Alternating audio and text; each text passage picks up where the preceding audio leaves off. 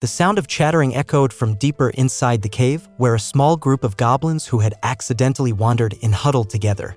Without bothering to apologize for abandoning them earlier, Culkin casually invited them to join him for what he called their last meal before they died. His words sent a chill down Hyeonseok's spine, making him wonder if this really was the end.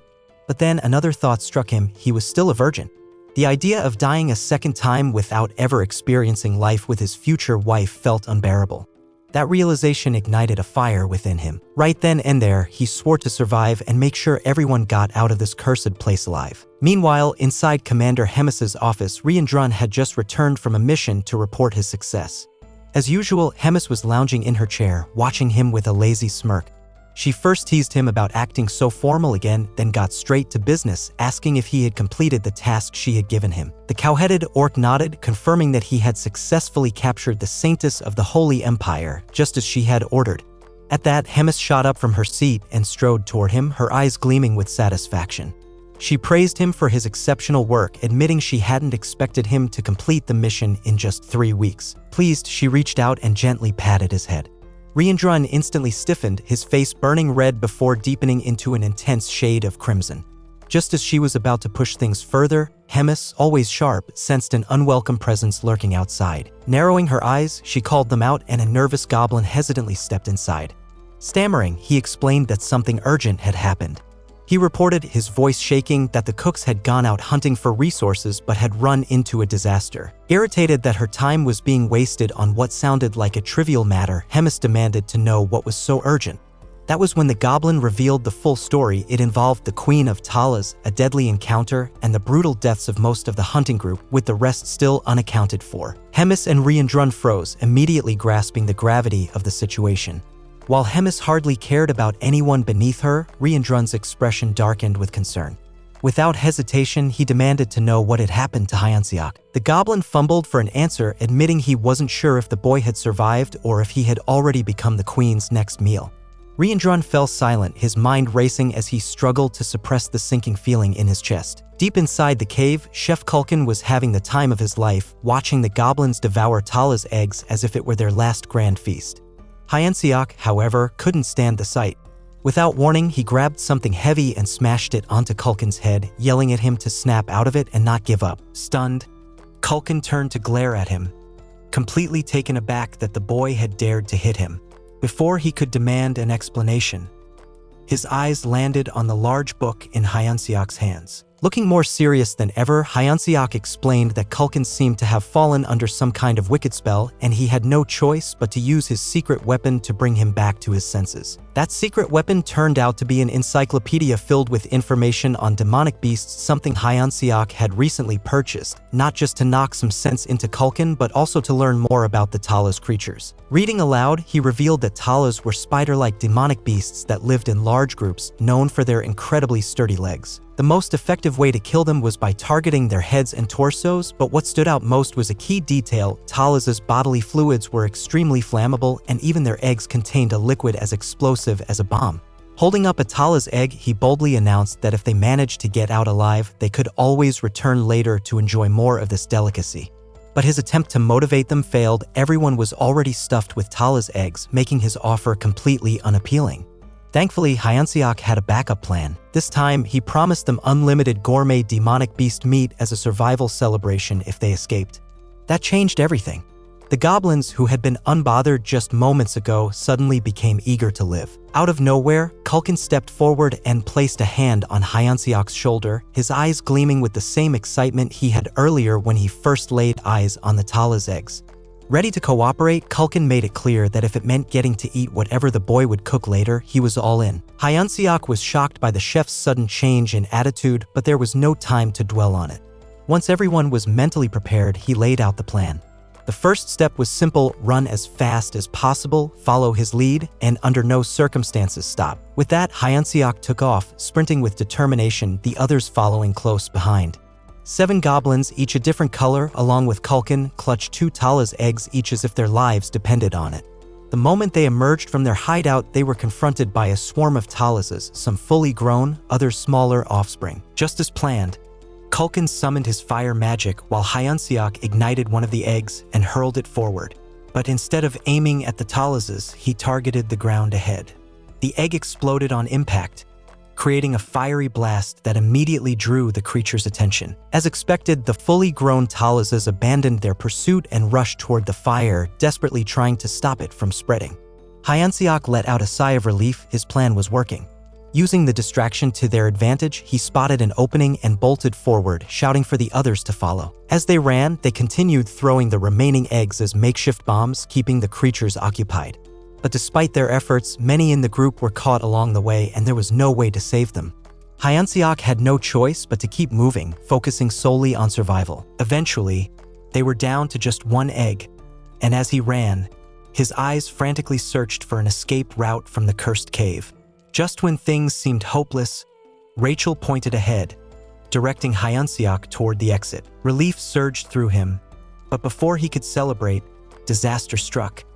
Distracted while talking to the others, he was wounded by one of the Talas. Gritting his teeth, he refused to stop, pushing through the pain. That bizarre but strangely effective determination kept him moving. Somehow, they escaped the swarm, but only 4 of them remained. The sight of the exit bathed in faint sunlight filled Hyeonseok with hope until he froze.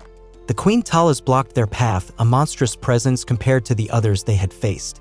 The full-grown Talases from earlier seemed like mere rabbits before this towering beast. Fear gripped both Hyeonseok and Chef Culkin as the distant sound of Talases closing in echoed through the cave, adding pressure to their already dire situation.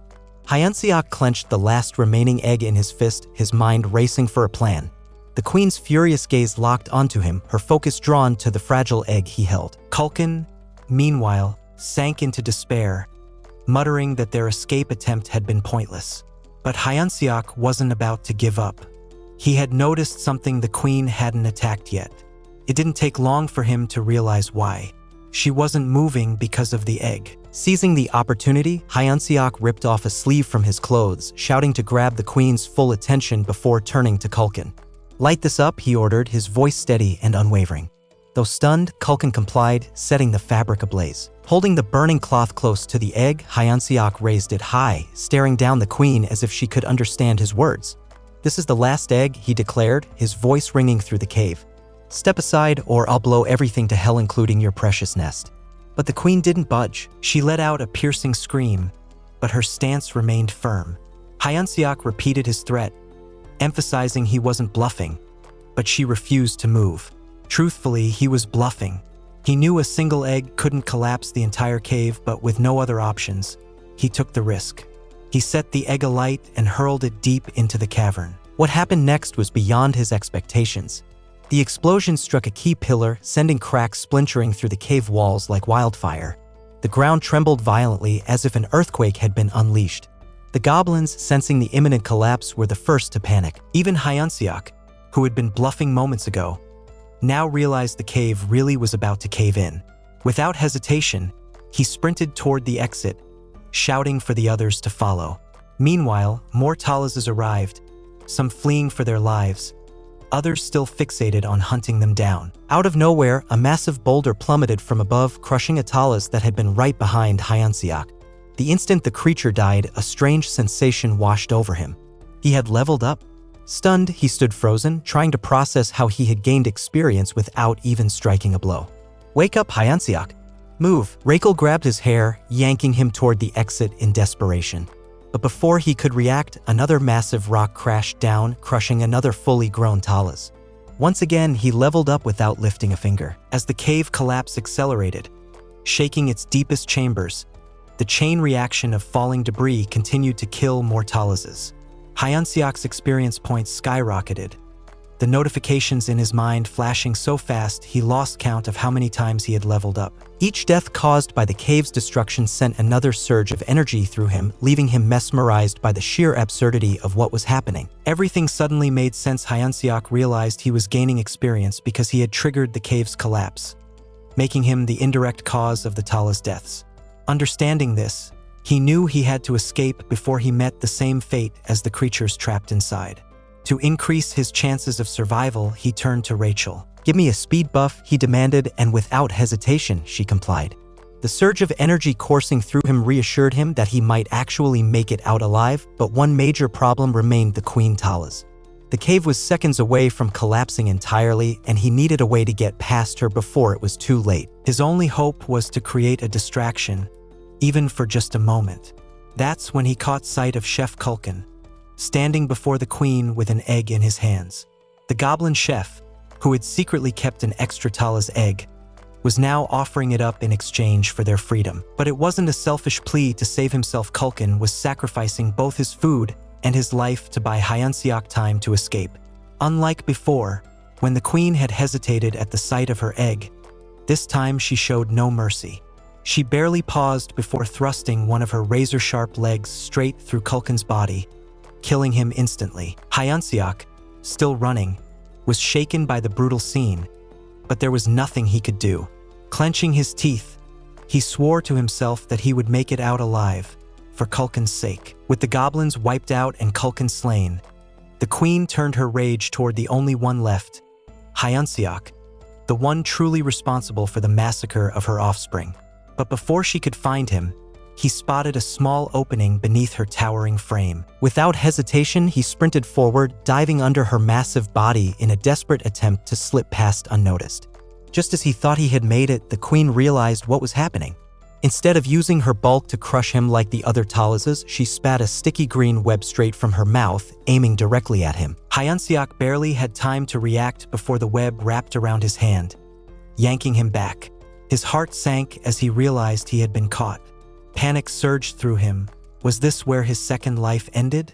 The queen loomed over him, ready to strike the finishing blow. But just as her deadly attack was about to land, something, or rather someone, intervened. A massive figure burst onto the scene, blocking her strike at the last possible second. Hyeonseok's eyes widened in disbelief as he recognized the newcomer, Riandrun. The towering, cow-headed orc had appeared out of nowhere, looking uncharacteristically alarmed, as if he had personally rushed here just to save Hyeonseok at a perfect moment. Hyeonseok was completely stunned. Of all the things he had expected, being rescued by Riandrun was not one of them. The towering orc grinned down at him. "I knew you wouldn't die so easily," he said, clearly pleased to see Hyeonseok still breathing. "Just relax. I'll take care of this from here." Despite the Queen Tala's still having 7 uninjured legs to fight with, she found herself completely overpowered, unable to move an inch against Riandrun's overwhelming strength. Then, with a sudden display of raw power, Riandrun shattered one of her legs into pieces, the cracks spreading like wildfire through the damaged limb. The queen let out an agonizing, ear-piercing screech, the once terrifying and unstoppable monster now reduced to a creature on the brink of total defeat. From a short distance away, Hyeonseok watched in as Riandrun stood tall before him like an unstoppable force of nature. The sheer power radiating from him made Hyeonseok think of him as nothing less than an absolute, his personal, larger-than-life hero. What had started as a seemingly peaceful day had ended in tragedy, with only 6 survivors out of the original 105 kitchen members. Back at the castle, Hyeonseok lay sprawled on the ground, completely drained, while Bobo, now much larger than before, sat on top of him. The creature whined and whimpered, clearly upset that Hyeonseok had left him alone for so long. Too exhausted to fight back, Hyeonseok simply let him do as he pleased, allowing the reunion to unfold however Bobo wanted. Rachel, standing a short distance away, watched the scene with mild amusement. "We're lucky to have made it out of that nightmare," she remarked, glancing at Hyeonseok. "Riandrun really saved us back there." Hyeonseok nodded, but his expression remained troubled. "Yeah, but in a few days, I have to fight a towering orc with a battle strength of 6,000. I don't see how I'm supposed to survive that." Unlike him, Rachel refused to be discouraged. "You've already gotten so much stronger in a single day," she pointed out confidently. "There's no reason to think you can't handle it." Hyeonseok still had doubts, but there was no denying the insane progress he had made. Thanks to the cave collapse, his status window now showed that he had gained 75 levels in one go, putting him exactly at level 200. His battle strength had more than doubled, but even with that, it was still only half of his opponents. That's when Rachel asked an interesting question. "If you reached 6,000 battle strength, would you have orc-like strength?" Hyeonseok wasn't sure what she meant, so he simply shrugged. "It probably depends on more than just numbers." Rachel had brought it up for a reason. She wanted him to realize that raw physical power alone wouldn't be enough. "If you want to win that fight, you'll need to use magic too," she stated firmly. "It'll give you a much better chance of victory." But Hyeonseok wasn't convinced. Easier said than done, he muttered. Magic wasn't something he was familiar with. However, Rachel wasn't ready to let the topic go. You've already used magic before, she pointed out. That moment when you rushed at the full-grown Talas and finished it off in one strike, that wasn't just physical strength. Hyunseok frowned, confused. What are you talking about? He had no memory of using magic. But as Rachel's words sank in, he found himself thinking back to that exact moment. That sudden surge of power he had felt. Was that really magic? The thought lingered in his mind, forcing him to reconsider everything he knew about his own abilities. Before they could reach any conclusion, the door creaked open and Riandrun stepped into Bobo's room, sending a jolt of fear through both Hyunseok and Rachel. In an instant, Rachel vanished into thin air to avoid being seen, while Hyunseok, trying to mask his nerves, awkwardly asked what had brought Riandrun to such a lowly place. The orc's usual expression shifted into something far more serious, and in a firm, commanding tone, he ordered Hyunseok to follow him to meet Commander Hemis. Moment later, they arrived at Hemis's office, gaining permission to enter. The commander looked surprised to see Riandrun, especially after he described his visit as something personal. Her curiosity piqued, she wondered what could have prompted this meeting. Riandrun wasted no time getting to the point. He formally requested permission to personally train Hyunseok in the art of battle. The unexpected request caught Hyunseok off guard, leaving him speechless. Hemis, too, found herself intrigued, questioning why Riandrun, of all people, was so willing to train a human. But Riandrun's reasoning was simple. He knew Hyunseok's opponent was far stronger than him, and since he had grown to like the boy, he didn't want to see him die so easily. More than that, he had seen something in Hyunseok, his potential, and that was enough to make Riandrun want to personally ensure his growth. Hyunseok, stunned beyond words, could only stare at Riandrun in disbelief, certain that Commander Hemis would never allow such a thing. But to his utter shock, she agreed without hesitation, likely because she held Riandrun in such high regard that she couldn't bring herself to refuse him. With that, she dismissed them, stating she had other matters to attend to. As they turned to leave, Hyunseok paused at the door, turning back to express his gratitude for what he called a wise decision, as if he had genuinely been eager for Riandrun's training all along. As they stepped out, a thought lingered in Hemis's mind. She had been watching Hyunseok carefully, and it was impossible not to notice how much he had grown. More than twice as strong since the last time she had seen him. It both amused and irritated her to witness someone gaining power at such an absurd rate. But now, with Riandrun stepping in to train him, his victory seemed almost guaranteed. And that didn't sit well with her. Whether to balance the playing field or simply out of spite for Hyunseok's rapid success, Hemis made a decision she would take action from the shadows. After a while, Riandrun stepped forward and gestured around. This is my personal training ground.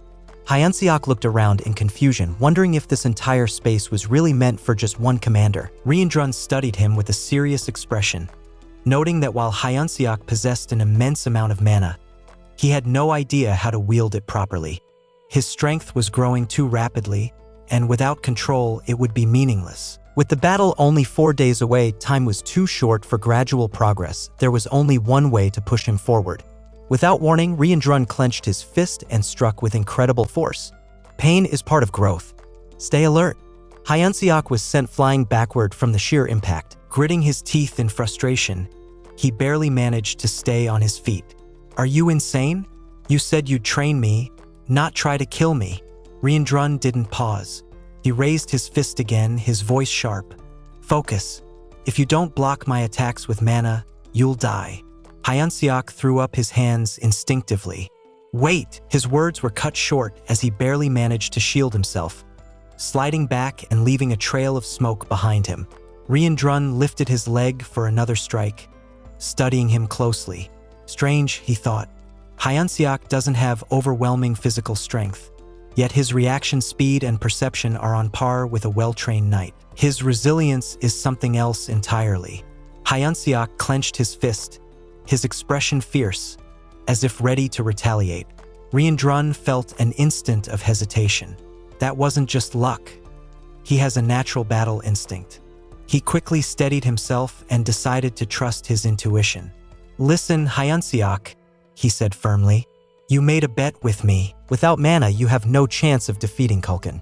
If you're going to die, better it happens here than in front of everyone. With a powerful motion, he sent Hyeonseok flying once more, cutting through the air. Riandrun forcefully hurled Hyeonseok back, his body cutting through the air before slamming into the ground. Clenching his teeth in frustration, Hyeonseok realized just how serious Riandrun was. If he missed another strike, he might not survive. Damn it. I haven't even gotten married yet, haven't even had a kid, he thought bitterly. Riandrun's eyes flashed with intensity as he leaped forward, his arm whipping to the side before calling out sharply, Hyeonseok. Gritting his teeth, Hyeonseok balled his palm into a fist, determination burning in his eyes. This is it. Either I block this or I die. Without hesitation, he propelled his fist forward at blinding speed, mana surging around it as he struck. God, if you're listening. A powerful wave of mana erupted from the impact, tearing through the ground beneath them. Rachel, eyes wide with shock, called out in alarm as Hyeonseok's body hit the ground, motionless. Riandrun strode over, lowering his head as he studied him. You controlled it, he muttered. Did you even realize that? Trembling, Hyeonseok raised his hand and managed a weak but triumphant grin, giving a thumbs up. Guess God answered my prayers. Riandrun placed a firm hand on his wrist. Good. If you keep this up, victory will be ours. He then flexed his claws and ordered, don't move. I'll heal you. But the moment dark mana surrounded him, a searing pain shot through Hyeonseok's body. His eyes widened in horror, his entire body convulsing as he let out an agonized scream. Riandrun's expression tightened as realization hit him. He had completely forgotten that dark mana was like poison to humans. Damn it, he cursed, gritting his teeth before scooping Hyeonseok up. I'm sorry, he muttered, his grip firm as he held onto him.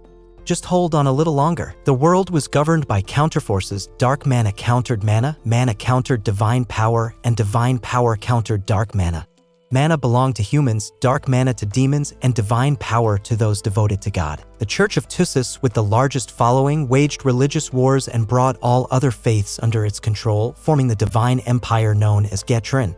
Getrin determined who could hear God's voice and granted them the title of saintess. The next saintess of the empire, captured by the demon army, was Adelson Marat, who sat quietly in her room when voices outside her window caught her attention. Goblins whispered among themselves, speculating about her captivity. I heard the next saintess is locked in that room, one muttered. Really? She hasn't even prayed for days. Can she really be a saintess?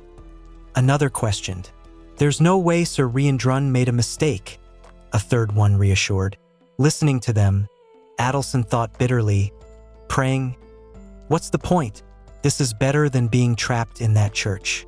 Suddenly, the door burst open, and Riandrun stormed in, carrying an unconscious Hyeonseok in his arms. Saintess, wake up, he commanded urgently. Annoyed, Adelson frowned. How rude. Do you have any idea what you're doing? Riandrun ignored her irritation, laying Hyeonseok onto the bed. You need to heal this human, he ordered. Meanwhile, Hyeonseok drifted through an endless abyss of darkness, his head throbbing in pain. What did he do to me? He wondered. There's no way the last hand I ever hold is a man's. At the very least, it should have been Rachel's. As time passed, he slowly opened his eyes to see a woman dressed in white, her silver hair shimmering softly as she gazed at him. Who is this? A silver-haired beauty? He thought, staring in dazed confusion. Then, suddenly overwhelmed with despair, he curled up, hiding his face in the sheets as tears welled in his eyes. I must have died again and ended up in some random place. I really thought I was accomplishing something this time. I'll never forgive you, Angel. I'd rather become an archmage at 30 than go through this again. And Rachel, that demon in an angel's disguise. I hope she rots in eternal hell. One more thing, if you're going to reincarnate me again as a hero, at least marry me first. He continued his dramatic ramblings, unaware that Adelson sat behind him, listening with an unimpressed expression. Wow, you're pathetic, she scoffed. Hyeonseok froze, his eyes widening at the unexpected voice. Before he could react, Riandrun stormed in, grabbing his shirt and shaking him. Hyeonseok, you're awake, he shouted before pulling him into a crushing hug. Gasping for breath, Hyeonseok wheezed, you're killing me, again. His mind reeled. Wait, I'm not dead? Then that's a real person? He glanced at Adelson in horror. Did I really just say all of that in front of her? Riandrun gave Hyeonseok a firm shake and turned to Adelson. Is he fully healed? He asked. She folded her arms. Not completely. You've noticed it too, haven't you? The dark mana isn't leaving his body. I have no idea what will happen to him. Riandrun's expression darkened. Can't you erase it with your divine power?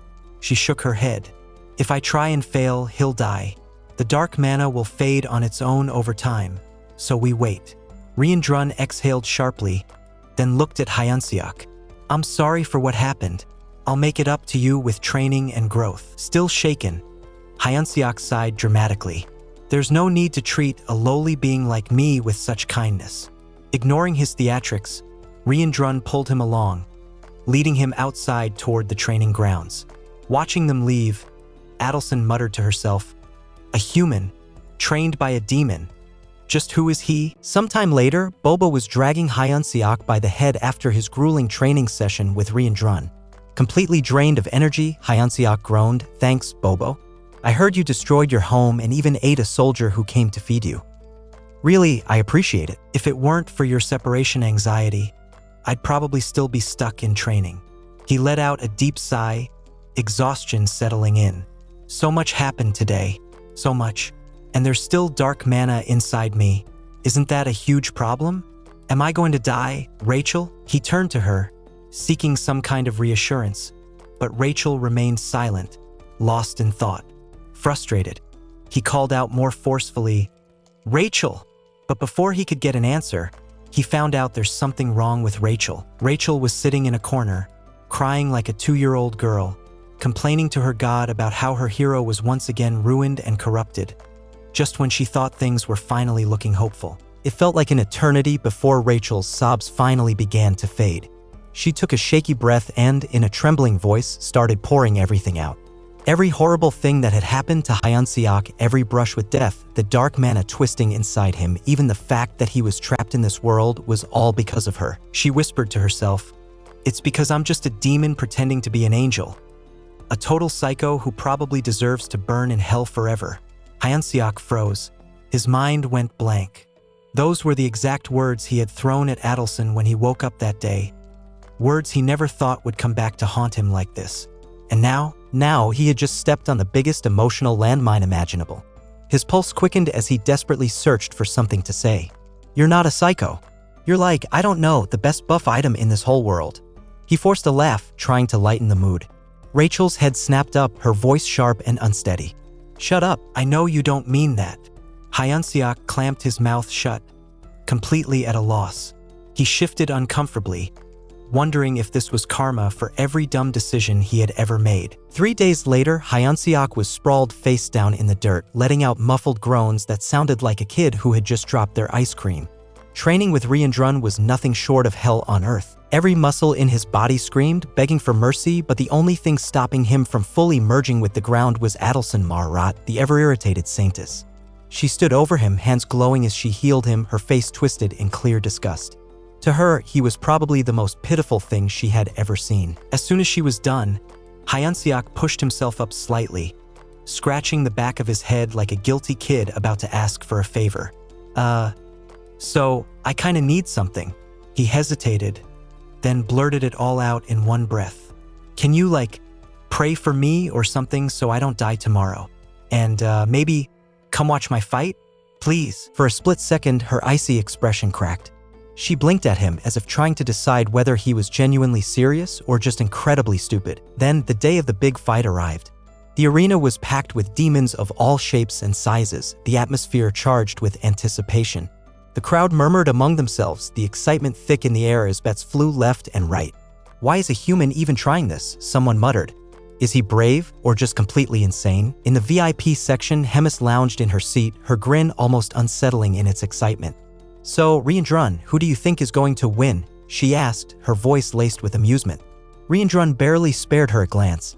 Hyeonseok will win, he said with unwavering confidence. He's talented and he's worked hard for this. Hemis' smile turned sly, her tone sickly sweet. Let's make it interesting. A bet. She leaned in slightly. If Hyeonseok wins, you keep training him. Riandrun raised an eyebrow. And if he loses? Hemis' grin sharpened, her eyes gleaming like a predator toying with its prey. Then you kill him yourself, she said, her voice deceptively light. You vouched for him after all. It's only fair you take responsibility. A chill crawled down Riandrun's spine, but the weight of her gaze, and his own pride, left him with no choice.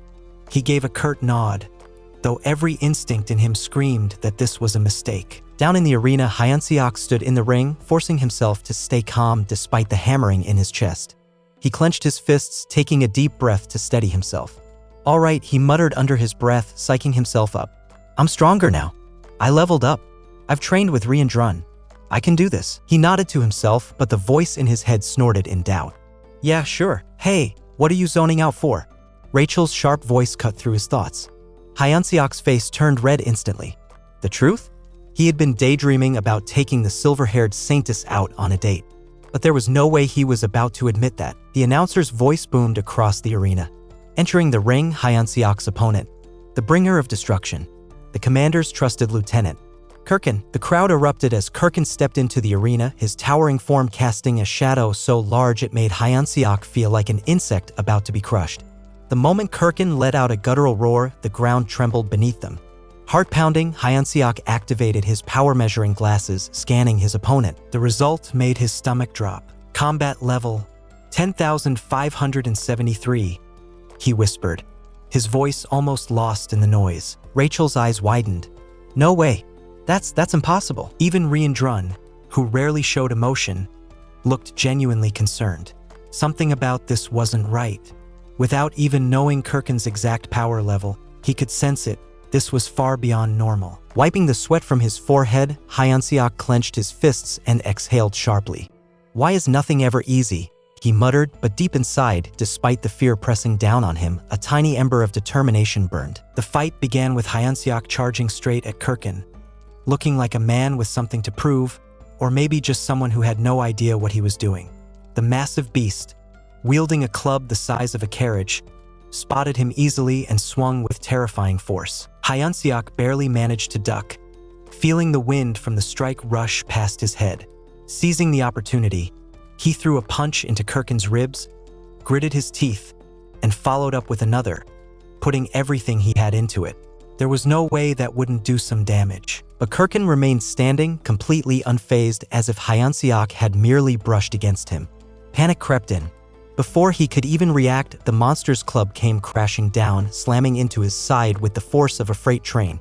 Hyeonseok was sent flying across the arena, his body tumbling like a ragdoll. His mind raced, his internal sarcasm the only thing keeping him from losing it.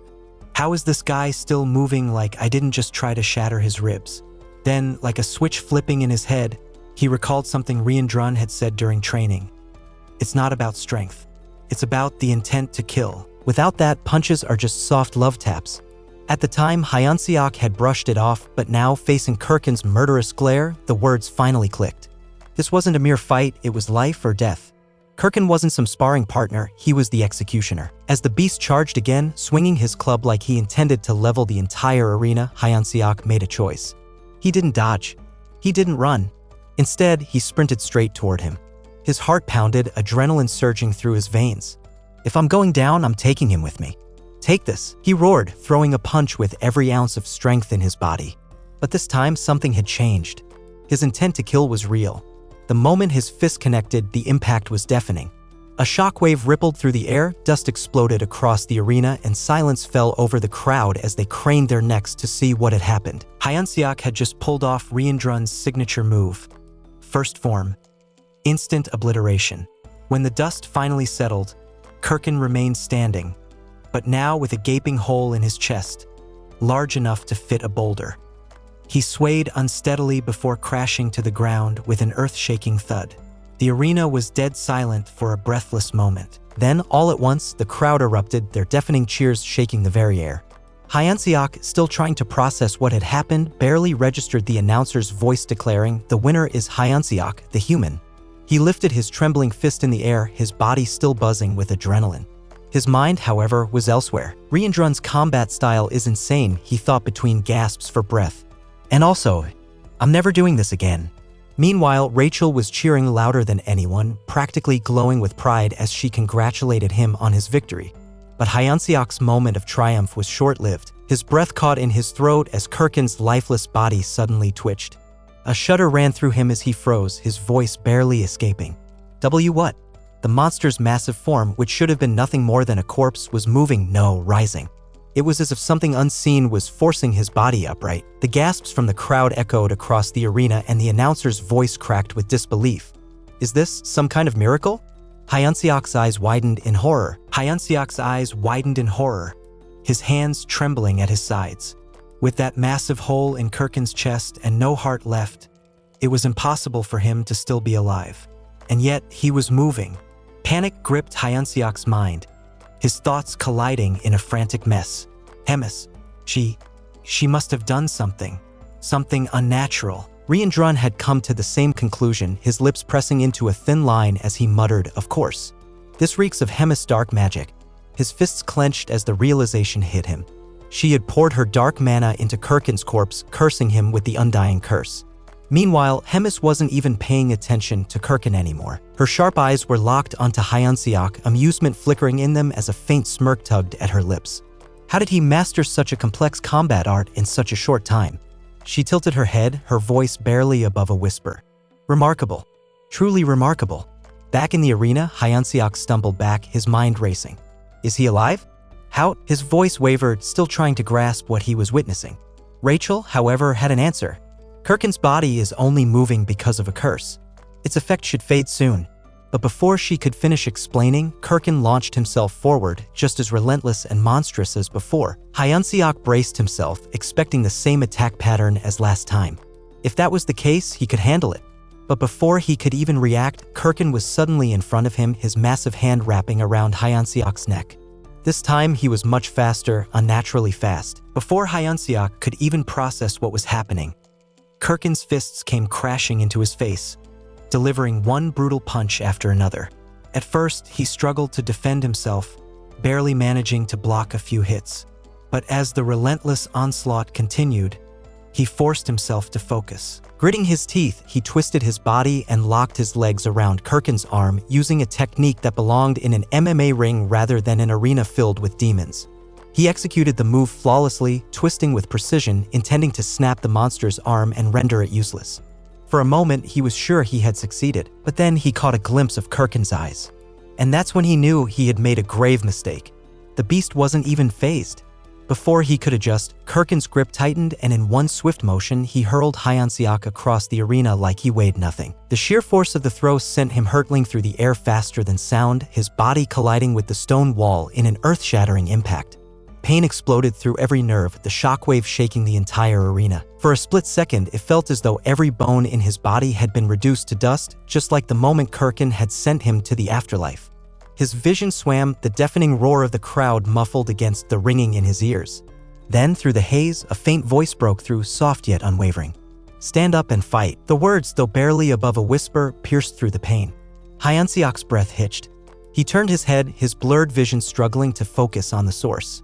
And then he saw her. Adelson. She stood among the crowd, guarded by two towering orcs, her gaze fixed on him with quiet determination. Even through the agony, something about her presence reignited the flicker of resolve within him. She whispered softly, "You can win, hero." Whether it was real or just his imagination, those words were all Hyunseok needed. They ignited a flicker of hope within him, giving him the drive to push forward. Gritting his teeth, he thought, I can't look pathetic in front of her. Not in front of the only human girl in the demon army, and definitely not in front of the girl I planned to ask out. Fueled by sheer determination, he forced his broken body to move, every muscle screaming in protest. Tremors racked his limbs, sharp pain stabbed through his ribs, and it was clear that some bones were fractured. But still, he refused to stay down. It was in that moment, desperation merging with an iron will, that Hyunseok unknowingly tapped into his mana in a way he never had before. His energy surged, reinforcing his battered body, his broken arms wrapped in a glowing layer of blue mana. The moment his body adjusted to the sudden influx of power, his mana control surged first from F to E, then from E to D, as if the universe itself was rewarding his resolve. With newfound strength, he shot forward, his movements faster, sharper, and more refined than ever. But instead of focusing solely on the fight, he did something completely unexpected. From the depths of his lungs, he roared, "Adelson, go on a date with me." The arena fell into a stunned silence, as if the entire world had stopped to process what had just happened. Even Kirkin, the monstrous behemoth that had been relentless mere moments ago, stood frozen, as though Hyunseok's surge of power had thrown him into a trance. Before Kirkin could recover, Hyunseok took his chance, slamming the beast's skull into the ground with every ounce of strength he had. The impact was devastating, the ground beneath them splitting apart from the sheer force. But Kirkin wasn't done. Slowly, he began to rise again, his face twisted in even greater fury. If Hyunseok gave him even a second to recover, it would be over. But this time, fear no longer gripped him. If anything, the thrill of wielding his mana with such precision was exhilarating. Pain no longer mattered, only the fight did. His fists, pulsing with energy, clenched tightly before he unleashed a relentless barrage of strikes, each one landing with bone-crushing force. He didn't give Kirkin a chance to breathe, let alone fight back. The entire arena fell into stunned silence, demons watching in a mix of shock and awe. For the first time, they almost pitted Kirkin. Even Commander Hemis couldn't mask his surprise. Turning to Riandrun, he asked, "Did you teach him to control mana like that?" But even Riandrun was at a loss for words, watching Hyunseok in disbelief. This wasn't just natural talent, it was something else entirely. In the distance, Hyunseok stood panting, battered but victorious, whispering to himself about planning the perfect date with Adelson to increase his chances of finally losing his virginity. Hemis observed him for a long moment before muttering to Riandrun, "You better keep a close eye on that boy. As the only human in the demon army, he's beginning to look more like a monster than anyone else. It won't be long before he's completely uncontrollable." As the day's battles came to an end, hours later, Hyunseok, wrapped in bandages and covered in bruises, suddenly shot up from his bed, shouting in confusion about where he was. Rachel, who had been nearby, rushed to calm him down, explaining that he was in his cabin and that they had brought him there to rest after the match. Blinking in confusion, Hyunseok tried to recall what had happened, only to realize he had blacked out right after the fight and had no idea if he had even won. Rachel sighed, telling him she hadn't gotten the chance to inform him earlier, but yes, he had won. Not only that, but Adelson had come to heal him again before quietly leaving while he was still unconscious. Processing all of this, the first thing Hyunseok did was check his status. His eyes widened in shock. He had leveled up 12 times after defeating the cursed Kirkin. The pain he had endured now felt completely worth it. Even better, his mana control had advanced twice, making him grin with satisfaction. Rachel, however, looked completely taken aback, her eyes widening in disbelief. Hyunseok chuckled, thinking she was overreacting again, but she quickly corrected him. She wasn't surprised because she had never heard of mana control before. Rather, she was shocked because leveling up mana control was something that took intense training, sometimes even years, and yet he had managed to increase it twice in a single day. Just as Rachel continued to explain, Hyunseok's eyes landed on something on his bed, making him momentarily tune out everything she was saying. Curiosity getting the better of him, he picked it up and asked Rachel if she knew what it was, but before she could answer, the scene shifted to Adelson's room. She stood by her window, gazing up at the stars, yet her mind was elsewhere, entirely consumed by the events of the battle. No matter how much she thought about it, she couldn't shake the feeling that Hyunseok was different. In just 3 days, he had not only learned to control mana but had also developed an incredibly precise fighting style. That was something unheard of. Even the most skilled knights would need at least a month to reach his level. There was no doubt in her mind that Hyunseok wasn't just an ordinary human. He had an untapped potential, something rare and unpredictable. But despite her growing curiosity, one thing held her back from getting too close: his strange, impulsive personality. She sighed, wrapping her cloak around her shoulders, wondering if divine intervention had played a role in his victory. Though deep down she doubted it. As she adjusted her cloak, she murmured to herself that maybe, just maybe, it wasn't luck or fate. It was simply his own talent that had led him to victory. With her mind made up, she turned toward the door and knocked, prompting the cow-headed orc guarding outside to ask if she needed anything. Expecting her to request food, water, or even directions to the nearest bathhouse, the orc was caught off guard when she instead asked for permission to take a walk under the night sky. Meanwhile, back in Hyunseok's cabin, he finally unfolded the mysterious object he had noticed earlier, a letter. His heart skipped a beat as he read the contents. It was an invitation from Adelson asking him to meet her in the courtyard after sunset. His mind raced with possibilities, his pulse quickening.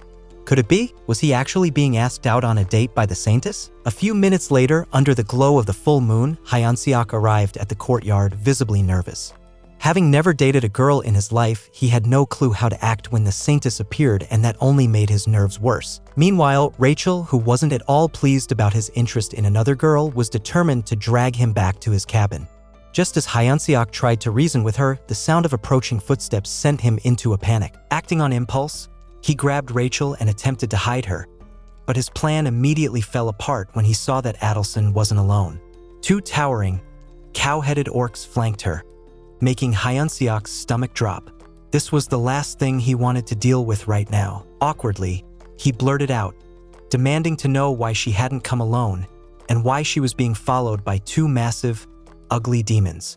Adelson, completely unfazed, explained that she had intended to come alone, but her guards had insisted on accompanying her since she was, after all, their prisoner. It was only then that Hyunseok fully grasped that Adelson wasn't just part of the demon army, she was actually being held captive.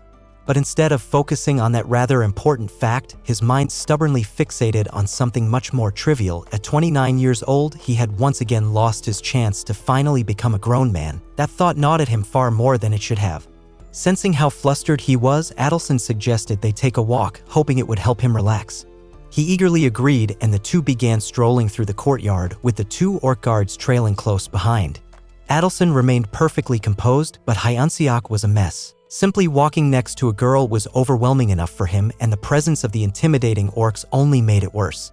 He wanted to say something smooth and something romantic, but the sheer awkwardness of the situation completely killed the mood. Unlike him, Adelson seemed entirely unbothered by their escorts, probably because she wasn't there for romance in the first place. Out of nowhere, she turned to him and asked, "You're a hero, aren't you?" Hyunseok stiffened, eyes widening in shock. "How do you know that?" he stammered. Adelson merely shrugged, replying, "It wasn't hard to figure out.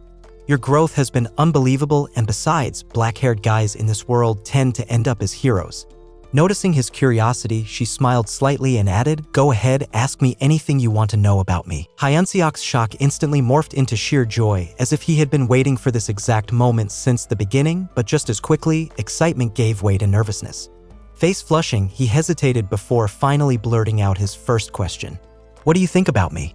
Adelson froze, clearly not expecting that. Her expression briefly twisted into something resembling mild disgust, as if she were preparing to shut him down immediately. But before she could even open her mouth, Ryundrun came barreling toward them, sprinting at full speed and shouting Hyunseok's name. Just when things were finally getting interesting, his moment was ruined. Again, a deep sense of frustration washed over him as all his efforts to get closer to Adelson were effortlessly shattered. Ryundrun, however, had no patience for Hyunseok's disappointment or his awkward attempt at romance. Urgently, he ordered him to drop whatever he was doing and follow him to Commander Hemis' office. Hyunseok wanted to refuse, wanted to stay and at least hear Adelson's response, but he simply couldn't bring himself to argue. Adelson, on the other hand, felt a small pang of disappointment herself, not because Hyunseok's romantic efforts had been interrupted, but because she hadn't called him here for pointless flirting in the first place. There were far more important matters at hand, yet now, with no other choice, she turned and allowed herself to be escorted back to her prison. As soon as they arrived at Commander Hemis' office, she greeted Hyunseok with a smirk and congratulated him on his victory. "I have to admit, I'm impressed you didn't die after that brutal battle." Without wasting any time, she got straight to the point. "Do you remember the proposal I made to you a while back?" Hyunseok, trembling slightly, repeated her words from before, how he had to defeat the enemies she chose for him, one by one, in exchange for her protection. If he kept at it, he would eventually earn a high rank and work directly under her. Hemis chuckled, leaning back in her chair. "You know," she mused, "when I made that offer, I didn't actually expect you to last this long. It was just meant to keep things entertaining for me. But now, after seeing your potential, I've changed my mind." She raised a hand and pointed directly at Ryundrun. "Do you remember what you told me about him?" she asked. "You said this boy could undoubtedly become a commander someday." Then, shifting her gaze back to Hyunseok, she added, "I believe in you now, but I have something different in mind for you. Letting you waste away as a squad leader isn't going to cut it." It was clear she had much bigger plans for him, plans that Hyunseok wasn't sure he was ready for. This time, Hemis brought up the disaster that had recently struck the demon chefs, explaining how the army's food supplies had drastically dwindled. Her expression darkened as she warned that, if things didn't get sorted out soon, they might be left with no choice but to eat each other. Hyeonseok, as clueless as ever, had no idea why she was telling him this. That was when the demon commander stepped closer, placed a firm hand on his shoulder, and delivered the unexpected news. From now on, you're in charge of the cooking unit. You're taking over Chef Culkin's position. She went on to explain that he had full authority to choose whoever he wanted to work under him, but everything had to be set up and running within 2 days. Hyeonseok couldn't believe how terribly his day had turned out. First, his chance to get closer to Adelson had been completely ruined, and now, on top of everything else, he was stuck with the responsibility of feeding an entire army of demons. Forcing a smile, he could only manage to say, "I'll do my best." As soon as Hyeonseok stepped outside, Rachel was waiting for him, and as usual, she immediately started complaining. "Why would you agree so easily to be the head chef for the demon army? You're supposed to be a hero who's meant to kill them." Hyeonseok was already at his limit, exhausted and frustrated from everything that had happened. Rachel's nagging only made things worse, pushing him dangerously close to snapping. For a brief moment, he caught himself thinking about smacking her backside just to shut her up. But he quickly shook off the thought, gripping a piece of paper in his hand and looking completely lost on what to do next.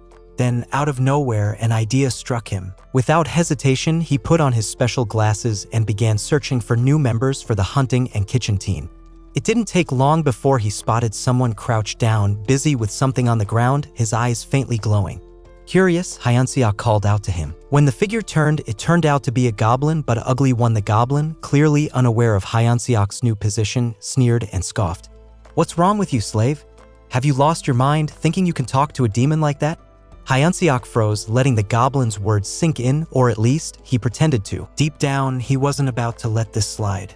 After spending his entire new life bowing down to every senior goblin and swallowing his pride, this was his chance to finally flip the script.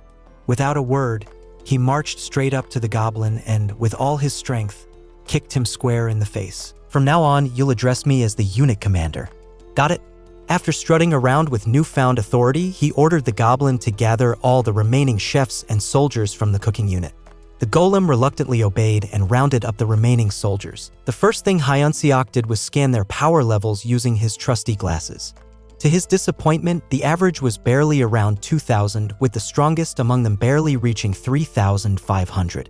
As he continued his assessment, a nagging thought crept into his mind. Weren't there over 300 soldiers here last time? A heavy sigh escaped him as he realized that their numbers had dwindled to less than 30.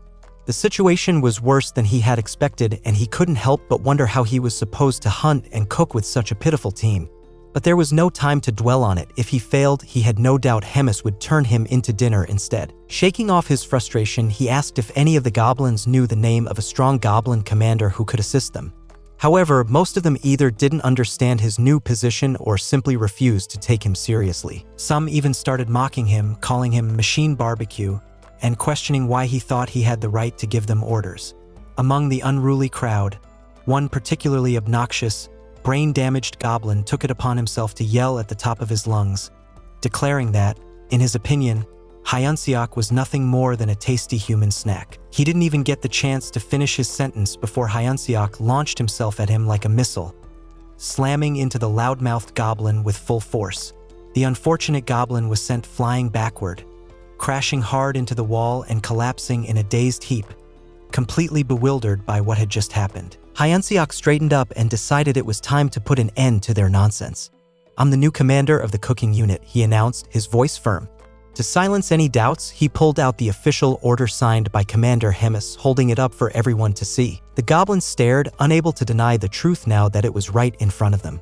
With his authority established, Hyeonseok wasted no time and demanded an answer to his question, why were there so few of them left? One goblin, standing at attention with a military salute, stepped forward and explained that after the disaster with the Talas, the remaining soldiers had been forced to hunt without a leader, and most were killed by wild monsters. Everything started to make sense to Hyeonseok, especially since goblins were notorious for charging into battle without thinking. For his final question, he asked who the best cook among them was. Without hesitation, they all shouted in unison, "Gal-lum," pointing at the same ugly goblin. Without overthinking it, Hyeonseok appointed Gal-lum as his sub-commander and casually asked if anyone had objections. After witnessing what had happened to the goblin who had insulted him earlier, no one dared to say a word. With that settled, Hyeonseok sat back, deep in thought. He quickly realized that he needed at least 200 soldiers to run the kitchen efficiently, meaning he had to recruit over 170 new members within a single day. It seemed like an impossible task until a strange idea popped into his head. Early the next morning, Hyeonseok set out with Bobo and Rachel in search of new recruits. As they walked, Rachel eyed Bobo suspiciously and asked if this was his grand plan for gathering members. Smirking, Hyeonseok told her Bobo was just plan B in case his first strategy failed. His mind was racing as he scanned the area, searching for the right candidates. They needed to be disposable and too weak to rebel. It didn't take long before he spotted his first target. Without a second thought, he leaped forward and happily kicked a large goblin square in the face. The poor creature hit the ground, completely bewildered as to why he was being attacked. Hyeonseok grinned, naming him Mole on the spot and ordering him to join the kitchen unit. When Mole hesitated, Hyeonseok didn't give him a chance to think. He delivered another swift kick to the jaw, speeding up the decision-making process. As Mole groaned in pain, Hyeonseok explained that this was his first time recruiting anyone, but according to the demon hierarchy, which revolved around timing and abuse, accepting his offer meant Mole would work directly under him and outrank all future recruits. The goblin, who truly looked like a mole, was still too stunned to respond as Hyeonseok continued, already treating the deal as finalized. Without waiting for confirmation, he ordered Mole to find 5 others to bring back to the unit, framing it as an opportunity rather than a demand. Then, with a sudden shift in tone, Hyeonseok smiled and promised that if Mole succeeded, whenever punishments were handed out, his recruits would take 5 hits while he only took 1. It was a perfect example of Hyeonseok's multi-layered scheme in action, setting up a hierarchy where others would suffer in his place.